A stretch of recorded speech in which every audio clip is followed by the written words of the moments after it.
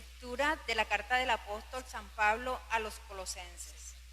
Hermanos, ya que habéis aceptado a Cristo Jesús, el Señor, proceded según Él. Arraigados en Él, dejaos construir y afianzar en la fe que os enseñaron y rebosad de agradecimiento. Cuidado con que haya alguno que os capture con esa teoría que es insulsa, patraña forjada y transmitida por hombres, fundada en los elementos del mundo y no en Cristo. Porque es en Cristo en quien habita corporalmente toda la plenitud de la divinidad, y por Él, que es cabeza de todo, principado y autoridad, habéis obtenido vuestra plenitud.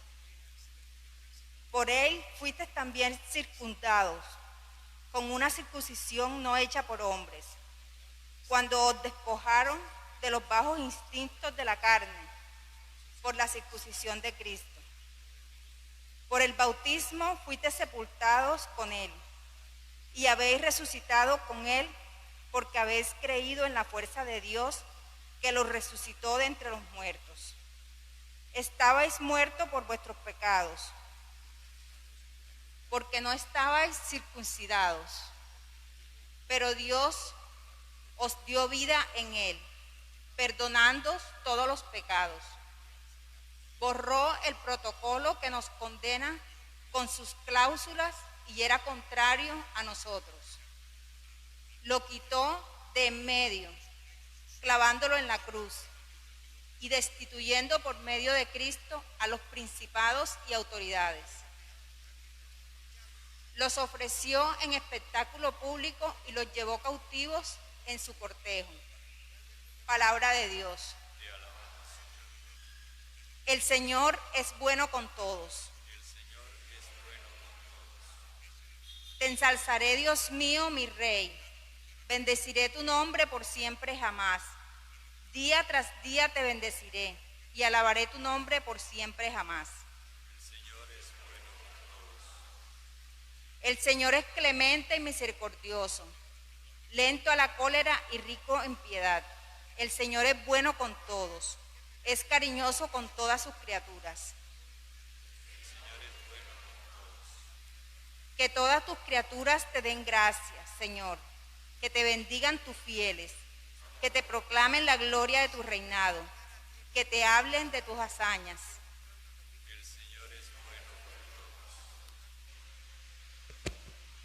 Aleluya, aleluya, aleluya.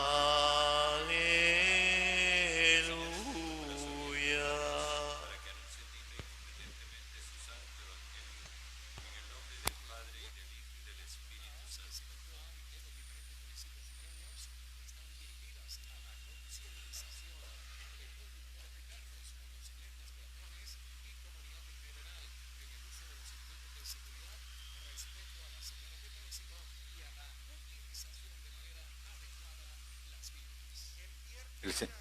El Señor esté con ustedes. Y con tu espíritu. Lectura del Santo Evangelio según San Lucas. Gloria a ti, Señor. Un sábado. En aquel tiempo subió Jesús a la montaña a orar y pasó la noche orando a Dios. Cuando se hizo de día, llamó a sus discípulos, escogió a 12 de ellos y los nombró apóstoles: Simón, al que puso de nombre Pedro, y Andrés su hermano, Santiago, Juan, Felipe, Bartolomé, Mateo, Tomás, Santiago, Alfeo, Simón, apodado el Estelotes, Judas, el de Santiago, y Judas Iscariote, que fue el traidor. Bajó del monte con ellos y se paró en un llano, con un grupo grande de discípulos y de pueblo, procedente de toda Judea, de Jerusalén y de la costa de Tiro y de Sidón. Venían a oírlo y a que los curara de sus enfermedades. Los atormentados por espíritus inmundos quedaban curados, y la gente trataba de tocarlo, porque salía de él una fuerza que los curaba a todos. Palabra del Señor. Gloria a ti, Señor Jesús.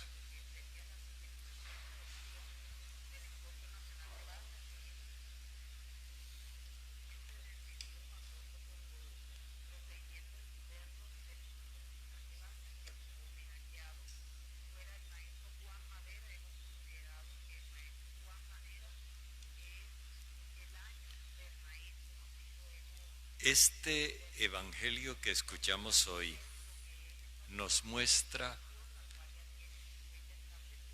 de fondo el rostro humano, profundamente humano de Jesús.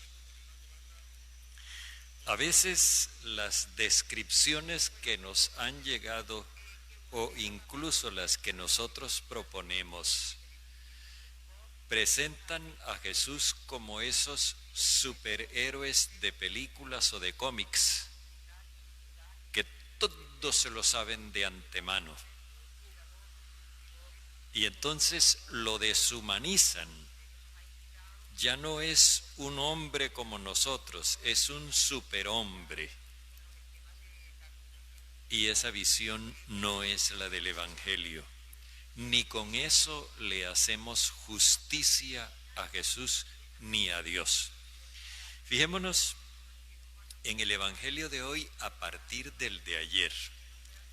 Ayer veíamos cómo Jesús encontró un rechazo de plano por parte de las autoridades de la sinagoga. ¿Por qué? Porque Jesús interpreta la ley a favor del hombre y ellos la interpretan a favor de sus intereses. Y por eso no hay acuerdo posible. Lo único que hay es una confabulación entre ellos para ver cómo quitar de en medio a Jesús. Él se interpone entre el pueblo y ellos. Jesús quiere darle libertad al pueblo, la libertad de los hijos de Dios, el pueblo que Dios rescató de Egipto. Ellos quieren mantenerlo sometido a sus intereses. Frente a esta situación, entonces viene un período de perplejidad de parte de Jesús, que el evangelista nos lo presenta como una noche. Hay un momento de oscuridad, de incertidumbre, de perplejidad. Pero en ese momento Jesús no se deprime ni tampoco se desespera. En aquel tiempo subió Jesús al monte a orar y pasó la noche orando a Dios. En esa sencilla frase nos resume el evangelista la forma como Jesús afrontó la crisis. Viene de parte de Dios para darle al pueblo la luz de la vida y se encuentra con que las autoridades del pueblo lo rechazan. Esto entonces provoca digámoslo así, un desconcierto en Jesús. Ese desconcierto es el que el evangelista llama la noche. Fijémonos lo humano que se ve Jesús en este relato, pero al mismo tiempo Él tiene plena certeza en Dios. Y por eso esa noche, ese período sombrío, ese período incierto, Él lo pasa en consulta con Dios.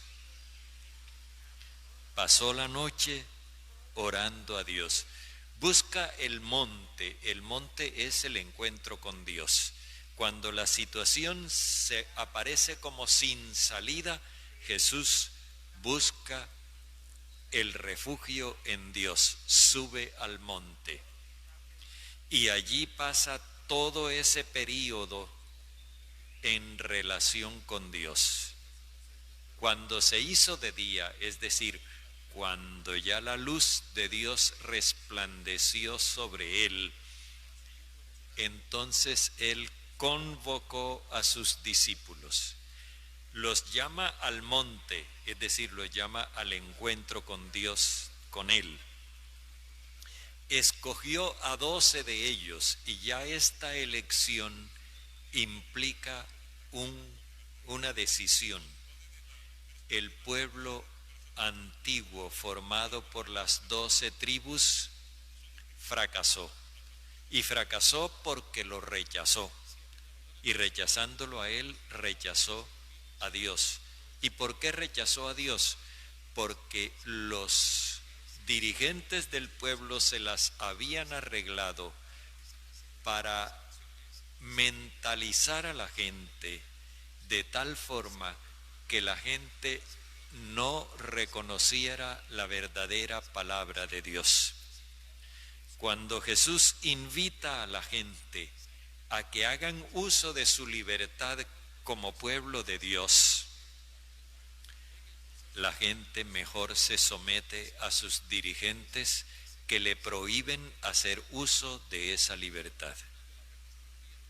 Entonces aquí Jesús, al plantear este grupo de 12, lo que está diciendo es: ese pueblo fracasó, hay que replantear las cosas porque el proyecto de Dios es otro.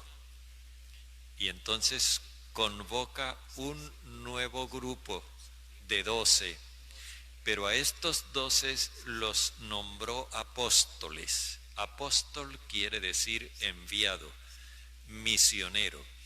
En vez de formar un grupo cerrado, nosotros los que somos del grupito de los 12, lo que hace es crear un grupo abierto, misionero, que va a invitar a más gente.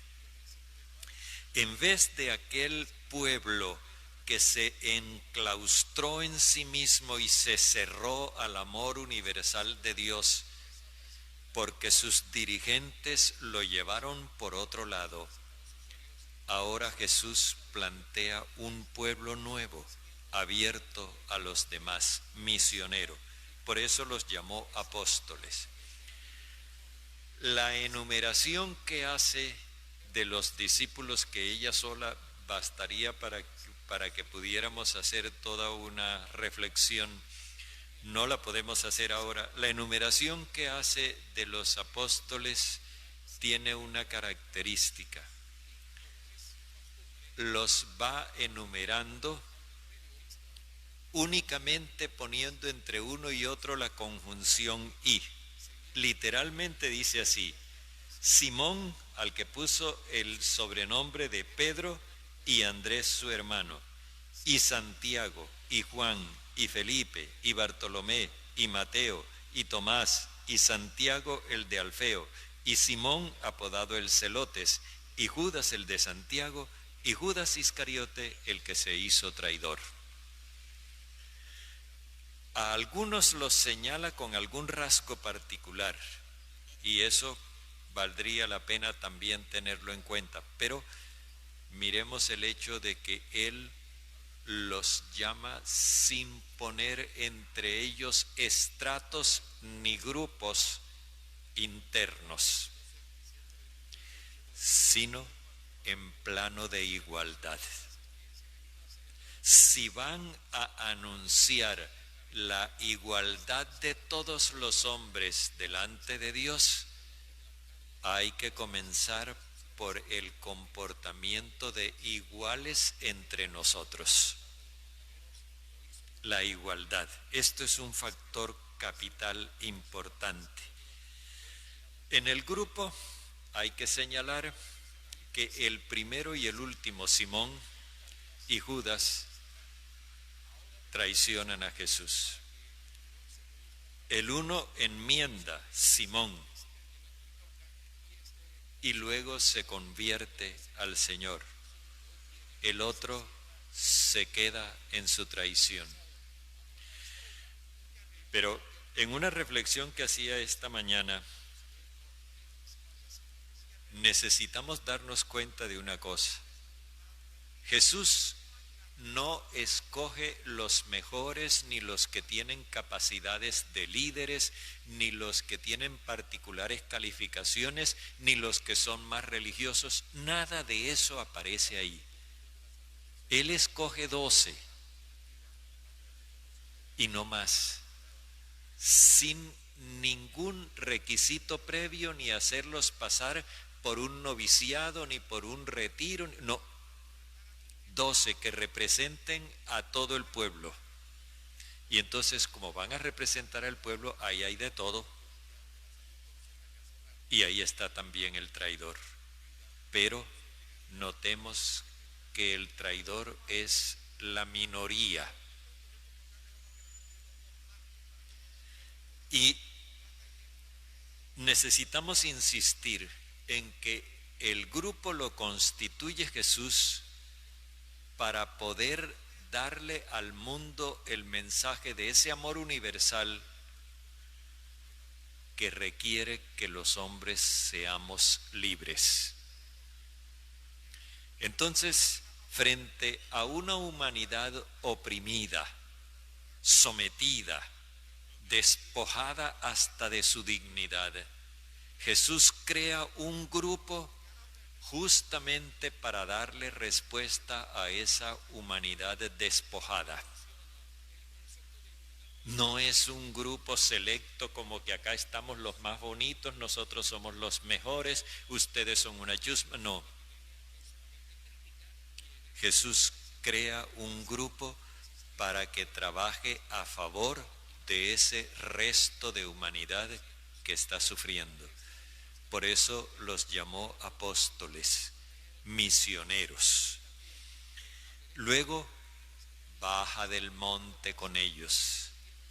Al bajar del monte, entonces se sitúa en una llanura. Fijémonos que esta llanura tiene también una significación particular, que es lo que vamos a ver enseguida.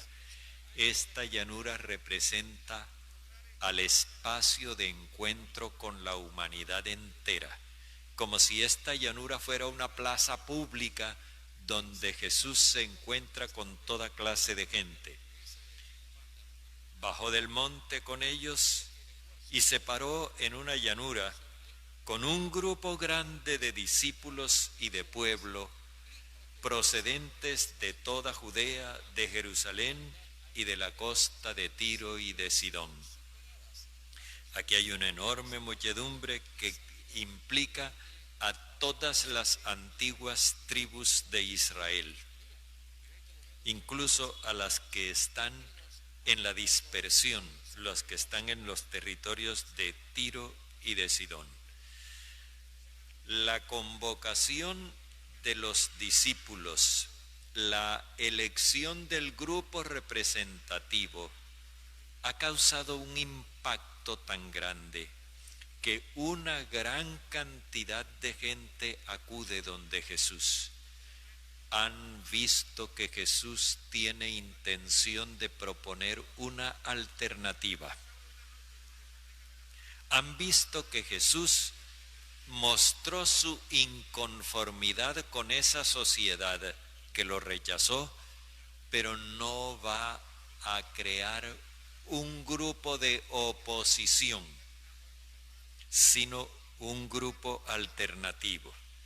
La diferencia necesitamos entenderla porque nosotros estamos acostumbrados a los partidos de oposición y necesitamos cambiar de registro mental. Jesús no crea un grupo para llevarle la contraria a la sociedad, no. Él no crea un partido de oposición. Él crea un grupo alternativo en el cual se va a entablar relaciones humanas diferentes, de una calidad satisfactoria de manera que los que están en esa sociedad que despoja y oprime, encuentren que acá hay una alternativa, es decir, hay algo diferente, hay una sociedad que acoge y dignifica. Eso es lo que Jesús se propone. Cuando Él hoy funda grupos o funda parroquias, no lo hace para que haya como una especie de élites de perfectos, de separados, de gente pura. No, lo que Él pretende es que se abran espacios de acogida para los que sufren, para los que se sienten menospreciados, de manera que encuentren un espacio acogedor donde puedan realizarse como seres humanos. Y la reacción está descrita con dos verbos del campo semántico de la salud: sanar y curar. Venían a oírlo y a que los sanara. Primero sanar. Sanar, nosotros sabemos que implica la restauración de las relaciones de convivencia. Esa es la connotación que tiene el verbo sanar. Entonces la gente viene a buscar refugio en su grupo. Los que están agobiados por la forma como los maltrata la sociedad de donde proceden, vienen a buscar acogida y refugio en el grupo de Jesús. Y dice que los atormentados por espíritus inmundos quedaban curados. Aquí está el verbo curar. El verbo curar implica lo que decíamos ayer, la iniciativa espontánea de Jesús por amor para darle libertad a la gente. Los que estaban atormentados por los fanatismos de cualquier clase que fuera, religiosos o étnicos, quedan libres de eso, y en el espacio donde vive Jesús ya no hay ese tormento, ya no hay que estar mirando al otro como enemigo, ya no hay que estarse defendiendo de nadie, porque se puede confiar en todos. Y por último dice que la gente trataba de tocarlo. Tocarlo no es simplemente tentarlos superficialmente, se trata de entrar en contacto con Él, relacionarse con Él. Y ese contacto lo busca la gente porque de Él sale una fuerza que los sana a todos. Otra vez el verbo sanar. El verbo sanar está al principio y al final. Esta fuerza que los sana a todos, ya nosotros lo sabemos, es el Espíritu Santo. Donde está el Espíritu Santo está el amor universal de Dios. Donde está el amor universal de Dios se acabó toda división, todo enfrentamiento, todo lo que pueda discriminar o excluir a las personas. Y entonces quedan todos integrados en la comunidad de Jesús. Este panorama que nos presenta el evangelista es algo al mismo tiempo sobrecogedor y por otro lado esperanzador. Nosotros necesitamos recuperar esto. El mundo necesita que nosotros seamos fieles a este mensaje y que convirtamos nuestras comunidades, nuestros grupos, nuestras asociaciones en espacios de acogida, donde le hagamos sentir a la humanidad la benevolencia de Dios. Celebramos ahora la Eucaristía como pueblo de Dios. El Señor nos envía nos nombra apóstoles, nos hace misioneros. Al final de toda Eucaristía pueden irse en paz, nos dice el diácono. Esto no significa, bueno, ya se acabó, ya cumplieron, pueden irse tranquilos para su casa. No, esto significa que el Señor nos envía a que lo que nosotros hemos experimentado se lo participemos a los demás.